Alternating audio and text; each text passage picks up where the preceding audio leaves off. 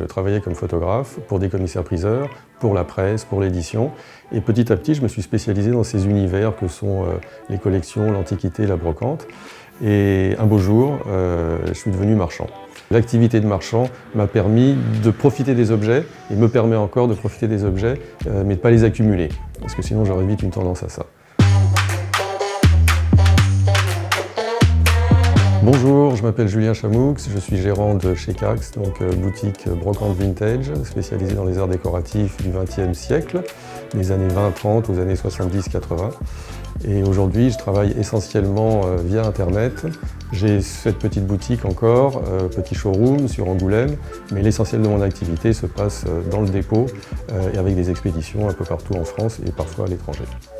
Alors aujourd'hui, je suis tout seul à travailler chez Cax essentiellement. De temps en temps, j'ai des coups de main.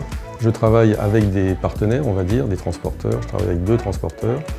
Je travaille avec un tapissier et je travaille aussi parfois avec un ébéniste. Je vends un peu de tout, que ce soit des meubles, des objets, des luminaires. Après, j'ai un peu mes petites préférences parce qu'on vend toujours mieux ce qu'on aime acheter et ce qu'on aime en général. C'est très varié du moment que ça me plaît. En fait, le seul critère, c'est ça. Donc j'ai commencé en 2006, d'abord sur les brocantes, comme beaucoup de gens. Ensuite, arrivé sur Angoulême, ouverture d'une petite boutique et depuis essentiellement sur Internet.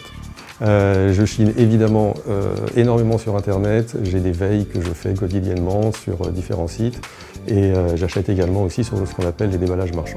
eBay est le premier site avec lequel j'ai commencé à travailler, donc en 2006 lorsque j'ai démarré. Et je reste fidèle à eBay et je continue à vendre sur eBay. Tout est regroupé, je vends mon produit, je fais la description, je discute avec le vendeur, j'affiche les frais de livraison internationale, France, etc. Tout est très simple et très facile d'accès. Et je pense que eBay est toujours aujourd'hui la meilleure plateforme pour les objets collectionnés, qui s'adresse vraiment aux collectionneurs. Et on le voit très vite lorsqu'on met un objet en vente, les gens réagissent immédiatement, ça veut dire qu'ils ont reçu l'information tout de suite. Alors ma stratégie de vente par rapport à eBay, entre les prix fixes et les enchères, va être que je mets effectivement la plupart des choses en prix fixe, mais dès que je suis sur un objet que j'estime être très recherché par des collectionneurs, je vais plutôt privilégier les enchères en espérant que ça fasse un prix meilleur évidemment. Alors le chiffre que je peux partager par rapport à ma relation avec eBay, c'est environ 30% de ventes en plus via la plateforme eBay sur le dernier exercice, donc l'année 2022. La boutique numérique ou digitale, elle ouvre sur le monde entier aujourd'hui, donc c'est complètement différent et c'est évidemment beaucoup plus porteur que la petite boutique physique dans une petite ville.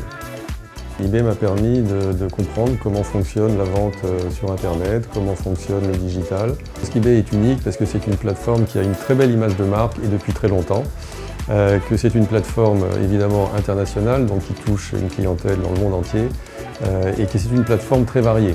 Il n'y a pas de spécialité, il y a plusieurs spécialités, donc on y trouve des gens complètement différents.